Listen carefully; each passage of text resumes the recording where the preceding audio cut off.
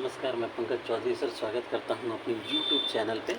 आज हम लोग देखेंगे जो पुराना वाला वीडियो बनाए थे उसमें मैंने अक्षांश को बहुत अच्छी तरीके से समझा दिया था, ठीक ना। आज हम लोग देशांतर के बारे में चर्चा करेंगे और देशांतर से संबंधित अधिकांश चीज़ों को जानने का प्रयास करेंगे। तो यह भौतिक भूगोल, यह है भौतिक भूगोल में देशांतर, ठीक ना। देशांतर यानी आपका लॉन्गिट्यूड,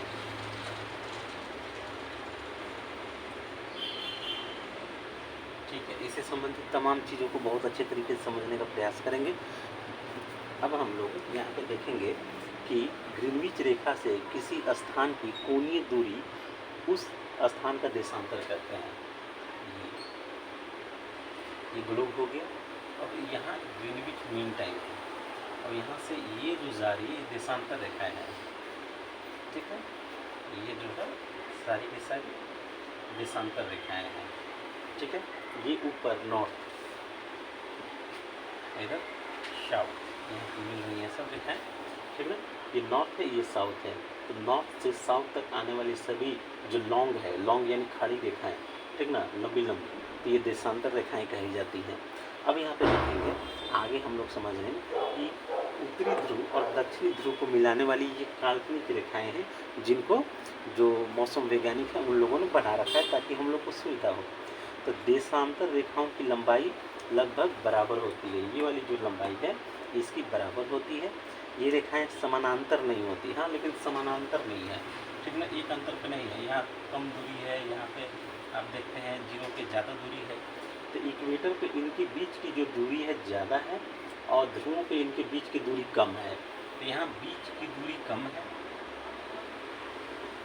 बीच की दूरी कम होगी और यहाँ पे ज़्यादा होगी, यहाँ पे ज़्यादा होगी, ठीक है। अब इसके बाद आगे हम लोग चलते हैं कि ये समानांतर भी नहीं होती हैं, ठीक ना। ये रेखाएं उत्तरी तथा दक्षिणी ध्रुव पर एक बिंदु पर मिल जाती है। यहाँ जो है एक बिंदु पे उत्तरी ध्रुव और दक्षिणी ध्रुव पर मिल जाती है। ध्रुवों से विषुवत रेखा की ओर बढ़ने पे देशांतर की दूरी बढ़ती है। अगर यहाँ ध्रुवों से यहाँ पे चले विषुवत रेखा पे, तो इनके बीच की दूरी आपको ज़्यादा होगी, ठीक ना। तथा विषुवत रेखा पर इनकी बीच की अधिकतम दूरी जो है 111.32 किलोमीटर है। ये आपको 111.32 किलोमीटर तक होती है और यहाँ जीरो तक हो जाती है, एकदम सब मिल जाती है। तो देशांतर रेखाओं को एक समान होने के कारण इसकी गणना में कठिनाई होती है। क्योंकि एक समान सब लगता है इसलिए इसकी गणना में बहुत ज़्यादा कठिनाइयाँ होती हैं। इसलिए सभी देशों ने सर्वसम्मति से ये निश्चित किया है कि ग्रीनविच वेधशाला से गुजरने वाली देशांतर रेखा से गणना शुरू की जाए। ये जो मेन रेखा है, ठीक ना, ये आपका ये वाली रेखा, ठीक ना, यहाँ समझ लीजिए इसे। ये है आपका GMT, ग्रीनविच मीन टाइम, ठीक ना।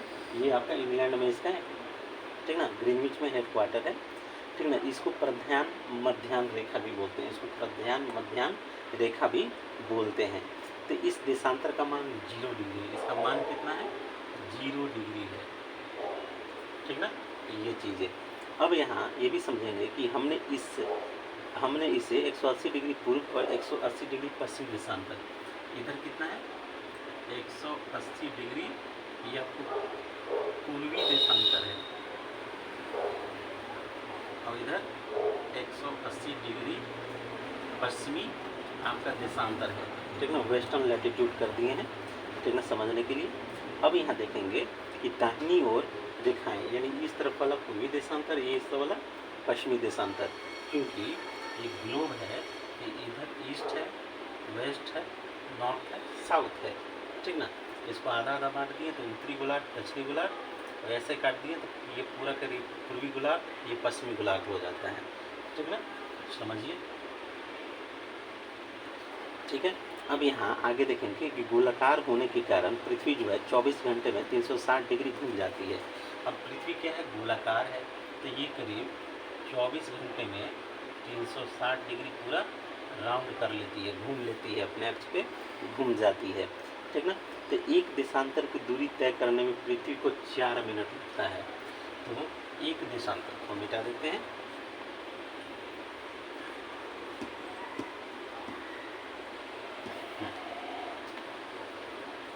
एक डिग्री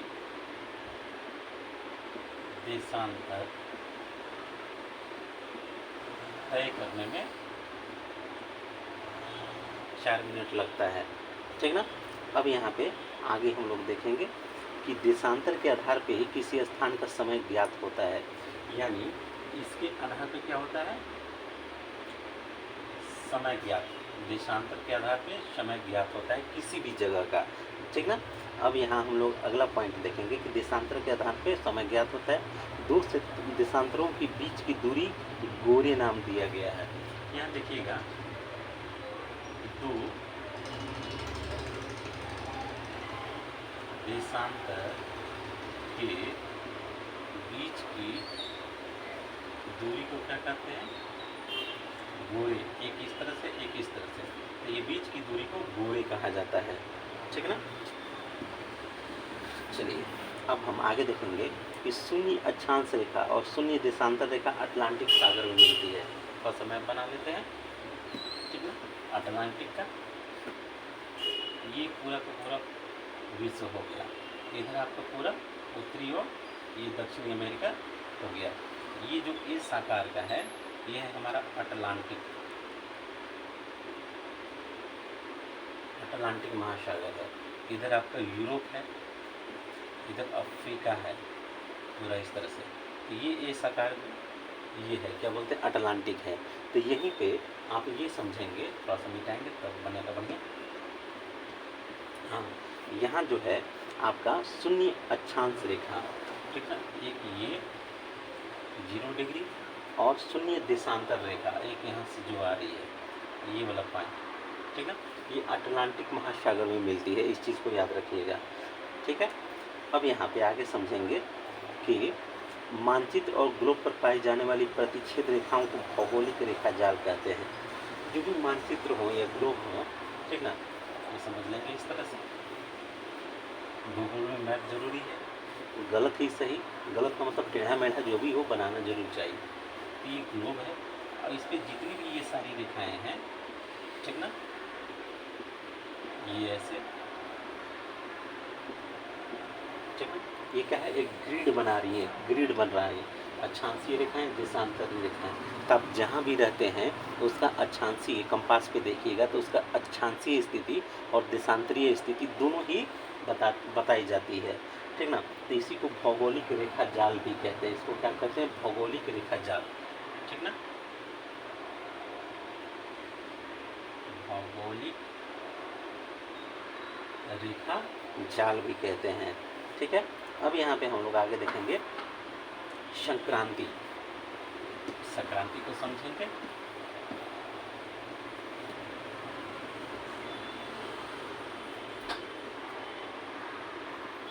संक्रांति तो सूर्य के उत्तरायण और दक्षिणायन की सीमा को संक्रांति कहते हैं। जैसे ये हमारी अर्थ और ये हमारा सन है, ठीक ना। अब होता क्या है, पृथ्वी जो है इसके चारों ओर चक्कर लगा रही है। तो कभी यहाँ होती है, कभी यहाँ होती है, कभी यहाँ होती है, कभी यहाँ होती है, कभी यहाँ होती है, ठीक ना। सूर्य के उत्तरायण और दक्षिणायन, तो उत्तरायण इधर हो गया और दक्षिणायन इधर हो गया, ठीक ना। अब ये घूमने के क्रम में क्या होती है कि पोजीशन ऐसा होता है कि कभी दक्षिणायन की तरफ सूर्य की रोशनी ज़्यादा पड़ती है, ठीक ना, कभी उत्तरायण की तरफ ज़्यादा पड़ती है, ठीक ना। तो सूर्य की रोशनी मान लीजिए दक्षिण दिशा में ज़्यादा पड़ रही है तो दक्षिणायन है, ठीक ना। और सूर्य की रोशनी अगर उत्तर दिशा में ज़्यादा पड़ रही है तो उत्तरायण है। इस चीज़ को समझ लीजिए। अब यहाँ पे आगे देखेंगे कर्क संक्रांति, ठीक ना। अब इसमें देखेंगे कर्क संक्रांति, कर्क संक्रांति ना, यहाँ पे क्या होती है कि 21 जून को सूर्य कर्क रेखा पर लंबवत होती है, इसे कर्क संक्रांति कहते हैं। इस दिन उत्तरी गोलार्ध में सबसे बड़ा दिन होता है। ये है आपका 0 डिग्री, ये है आपका कर्क रेखा। तो 21 जून कौन सा तारीख है, 21 जून की क्या है, सूर्य यहाँ पे लंबवत है, ये सन, इसकी सीधी धूप यहाँ पड़ रही है, ठीक ना। तो इसको बोलते हैं कर्क संक्रांति। इसको क्या बोलते हैं? कर्क संक्रांति, ठीक ना। ये चीज़ अब हम आगे समझेंगे कि इस दिन उत्तरी गोलार्ध का सबसे बड़ा दिन है। ये क्या होता है? उत्तरी गोलार्ध का सबसे बड़ा दिन, उत्तरी गोलार्ध का सबसे बड़ा दिन होता है, 21 जून को होता है। चलिए, इसके बाद नॉर्वे में अर्धरात्रि के समय 21 जून सूर्य जो है 21 जून को दिखाई देता है। तो एक देश है नॉर्वे, ठीक है, यूरोप में है।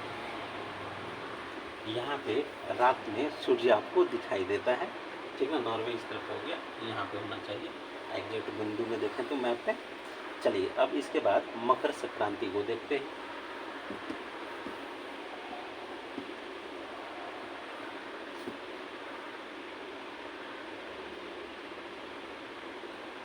मकर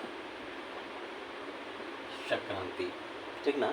तो 22 दिसंबर को सूर्य मकर पर लंबवत होता है, इसे मकर रेखा मकर संक्रांति कहते हैं। और इस दिन दक्षिण गोलार्ध का सबसे बड़ा दिन होता है। एक और मैप बनाएंगे, 0 डिग्री, ये आपको कर्क, और ये है मकर रेखा, 23.5 डिग्री, ये साउथ, ये नॉर्थ। तो जब सूर्य की किरणें यहाँ इसके लंबवत पड़ेगी तो ये मकर संक्रांति हुआ। क्या होगा? मकर संक्रांति होगा। तो इसे बोलते हैं दक्षिणी गोलार्ध का सबसे बड़ा दिन, ठीक ना। ये आपको 21 आपका करीब 22 दिसंबर को पड़ रहा है। कब पड़ रहा है? 22 दिसंबर को दक्षिणी गोलार्ध में आपका मकर रेखा पे सूर्य की धूप जो की लंबवत पड़ती है, तो ये दक्षिणी गोलार्ध का सबसे बड़ा दिन होता है 22 दिसंबर को, ठीक ना। अब यहाँ और देखेंगे,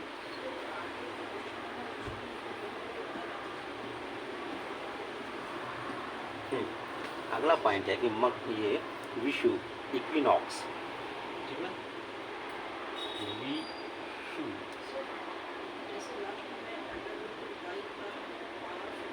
इक्विनॉक्स, ये क्या होते हैं? तो पृथ्वी का वह स्थिति जब सूर्य की किरणें विषुवत रेखा पर लंबवत पड़ती हैं तो सर्वत्र दिन और रात बराबर होते हैं। जब 0 डिग्री पे हमारी जो सन है, ये हमारी अर्थ है, इसकी जो रोशनी है यहाँ लंबवत पड़ेगी,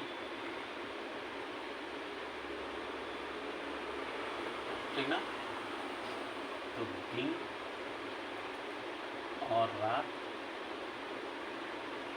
बराबर होंगे, 12 घंटा का दिन होगा, ठीक ना, 12/12, 12 घंटा का दिन और 12 घंटा का रात होगा।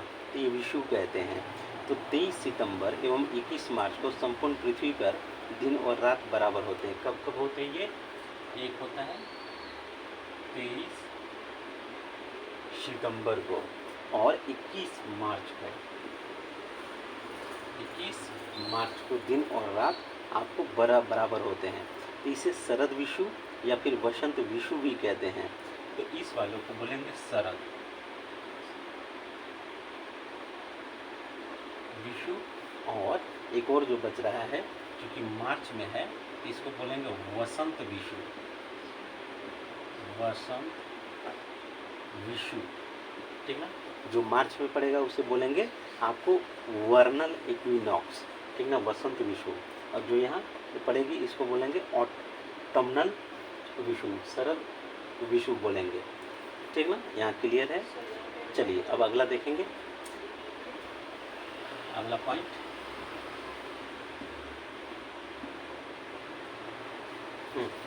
अगला पॉइंट है 21 मार्च से लेकर 23 सितंबर की अवधि में उत्तरी गोलार्ध सूर्य का प्रकाश 12 घंटे या अधिक समय तक प्राप्त करता है। अतः यहाँ दिन बड़ी, रातें छोटी होती हैं। 21 मार्च से 23 सितंबर, ठीक ना, 21 मार्च से 23 सितंबर, ठीक है। क्या होता है? आपका उत्तरी गोलार्ध में सूर्य का प्रकाश, ठीक ना, उत्तरी गोलार्ध में सूर्य का प्रकाश जो है, ठीक ना, आपको ज़्यादा पड़ता है तो 12 घंटे या इससे अधिक समय, 12 घंटे से ज़्यादा, ठीक ना, रोशनी रहती है। जैसे जैसे उत्तरी ध्रुव की ओर बढ़ते जाते हैं दिन की अवधि कम होती है। अब यहाँ थोड़ा समझ लेंगे, ये हमारा उत्तरी गोलार्ध, ठीक ना, और ये है दक्षिणी गोलार्ध। तो कह रहा है कि सूर्य जो है हमारा सन जो है, ये बड़ा बना लीजिए थोड़ा सा, ठीक ना, इसकी जो रोशनी है आपका 21 मार्च से, ठीक ना, कहाँ तक, 23 सितंबर को, ठीक ना, उत्तरी गोलार्ध में सूर्य की धूप ज़्यादा पड़ती है और जैसे जैसे उत्तर ध्रुव की ओर बढ़ते जाते हैं दिन की अवधि भी बढ़ जाती है और उत्तरी ध्रुव की ओर जैसे बढ़ेंगे दिन की अवधि यहाँ पर बड़ी हो जाती है, ठीक ना। अब यहाँ पे क्या होता है, उत्तरी ध्रुव पे दिन की अवधि 6 महीने होती है, तो जब इधर चलेंगे तो यहाँ जो टाइम है 6 महीना दिन होता है, ठीक ना। उत्तरी ध्रुव की तरफ क्या होता है, 6 महीने का दिन हो जाता है, ठीक ना। और 23 सितंबर से 21 मार्च तक सूर्य का प्रकाश दक्षिणी गोलार्ध में 12 घंटे या अधिक समय तक प्राप्त होता है। तो जैसे जैसे दक्षिण ध्रुव की ओर बढ़ते हैं दिन की अवधि भी बढ़ेगी और जब दक्षिण ध्रुव की तरफ बढ़ेंगे तो दिन की अवधि बढ़ेगी और दक्षिणी ध्रुव पर इसी कारण 6 महीने दिन रहता है। इस प्रकार उत्तरी ध्रुव एवं दक्षिणी ध्रुव दोनों ही 6 महीने तक दिन और 6 महीने तक रात्रि होती है। तो इसी कारण से थोड़ा समझाएंगे,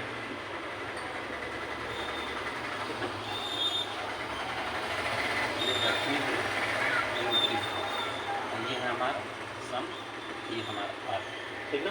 तो यहाँ देखिए किस वजह से, चूँकि हमारी अर्थ जो है इसके चारों ओर घूमती भी है तो इसकी पोजीशन चेंज होते रहता है, इसलिए इन दोनों जगहों पे 6 महीने दिन और रात, 6 महीने दिन 6 महीने रात, यहाँ भी 6 महीने दिन 6 महीने रात होती है, ठीक ना। पृथ्वी को अपनी अक्ष पर झुकी होने के कारण दिन और रात छोटा बड़ा होता है। एक और इम्पोर्टेंट पॉइंट है, ठीक ना, चूंकि पृथ्वी अपने अक्ष पर झुकी हुई है, पृथ्वी अपने अक्ष पर झुकी है, इसलिए दिन और रात बड़ी एवं छोटी होती रहती है, ठीक ना। जैसे ये पोजीशन है, लेकिन एक्चुअल में देखेंगे तो कहीं ना कहीं आपको इस तरह से दिखाई देगा, यूँ थोड़ा सा झुकी हुई है, ठीक ना। तो इसकी वजह से, झुकी हुई होने की वजह से यहाँ दिन और रात छोटा और बड़ा होते रहता है, ठीक ना। अब हम अगले पॉइंट की ओर चलते हैं। चलिए अगला पॉइंट है सूर्यग्रहण, सोलर इक्लिप्स, ठीक ना।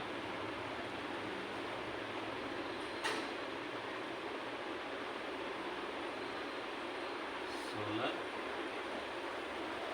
इक्लिप्स, ठीक है, इसे समझने का प्रयास करेंगे। जब कभी दिन के समय सूर्य एवं पृथ्वी के बीच, पहला दिन के समय होगा, के समय सूर्य एवं पृथ्वी के बीच, ठीक है, चंद्रमा के आ जाने से कौन आ जाएगी, चंद्रमा के आ जाने से, ठीक ना। हाँ, सूर्य की चमकती सतह चंद्रमा के कारण दिखाई नहीं देती है, तो इस स्थिति को सूर्य ग्रहण कहते हैं, ठीक ना। मान लीजिए यहाँ पे सन है, यहाँ पे अर्थ है और ये जो मून है ये ऐसा घूम रही है और यहाँ पे आ जाए, ठीक है। तो इसकी जो रोशनी आ रही है तो यहाँ तक पहुँच नहीं पाती है, ठीक ना। ये है हमारा प्यारा सा मून, ठीक ना। तो इसकी रोशनी यहाँ पहुँच नहीं पाती है, तो ये आपको सूर्य ग्रहण लग जाता है, ठीक है ना। ये दिन के समय होता है ये चीज़ें।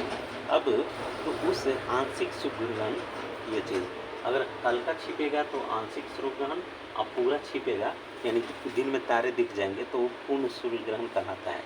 और ये जो पूर्ण सूर्य ग्रहण है हमेशा न्यू मून को होता है, अमावस्या को होता है।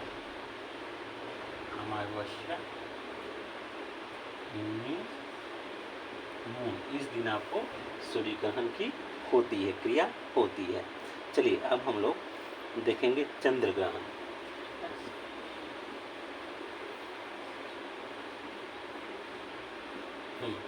अगला है हमारा चंद्र ग्रहण।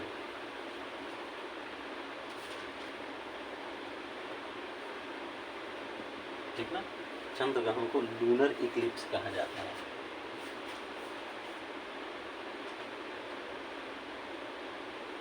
ठीक है, अब यहाँ पे देखेंगे लूनर एक्लिप्स में, ठीक है, कि जब सूर्य और चंद्रमा के बीच पृथ्वी आ जाती है, यहाँ क्या होगा, सूर्य और चंद्रमा के बीच पृथ्वी आ जाएगी। यहाँ सूर्य है, यहाँ चंद्रमा, बीच में पृथ्वी आ जाएगी, ठीक ना। ये चीज़ें तो इसके कारण क्या होता है आपका, तो सूर्य की पूरी रोशनी चंद्रमा पर नहीं पड़ती। जब बीच में आएगी तो चंद्रमा पे कोई रोशनी पड़ेगी ही नहीं, ठीक ना। तो इसे चंद्र ग्रहण कहते हैं। और चंद्र ग्रहण हमेशा पूर्णिमा के दिन होता है। चंद्र ग्रहण कब होता है, पूर्णिमा के दिन होता है, ठीक ना। ये कब होगा,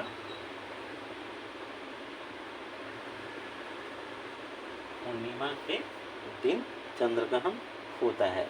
और प्रत्येक पूर्णिमा को चंद्र ग्रहण नहीं होता है, लेकिन याद रखना चाहिए कि प्रत्येक पूर्णिमा को भी चंद्र ग्रहण नहीं होता है, क्योंकि चंद्रमा और पृथ्वी के कक्षा में 5 डिग्री का अंतर है। क्योंकि इन दोनों की कक्ष में क्या है, लगभग 5 डिग्री का अंतर है। तो सभी पूर्णिमा के दिन चंद्र ग्रहण नहीं होता है, ठीक ना। अब हम यहाँ पे आगे देखेंगे कि एक वर्ष में अधिकतम 3 बार पृथ्वी की उपछाया क्षेत्र से चंद्रमा गुजरता है, तभी चंद्र ग्रहण होता है। तो साल भर में 2-3 बार हो जाता है। सूर्य ग्रहण के समान चंद्र ग्रहण भी आंशिक या पूर्ण हो सकता है। तो पहली बार साल भर में ऐसा 2 या 3 बार ऐसे मौके होते हैं। और यहाँ भी आंशिक चंद्र ग्रहण या पूर्ण चंद्र ग्रहण, इस तरह की चीज़ें होती हैं। चलिए अब हम आगे की ओर चलते हैं, अगला पॉइंट देखेंगे। अगला पॉइंट है आपका समय का निर्धारण किस तरह से होता है, इसको देखेंगे, ठीक ना। इसका अगले जो वीडियो बनाएंगे उसमें देखेंगे, ठीक ना, क्योंकि इसमें थोड़ा सा बहुत अच्छी तरीके से समझाना पड़ेगा और समय लगेगा, और थोड़ा भी समय कम है, ठीक है। चलिए जुड़े रहने के लिए थैंक यू। लाइक कीजिए, शेयर कीजिए, सब्सक्राइब कीजिए, ठीक है। क्लास रोज करते रहिए। Thank you.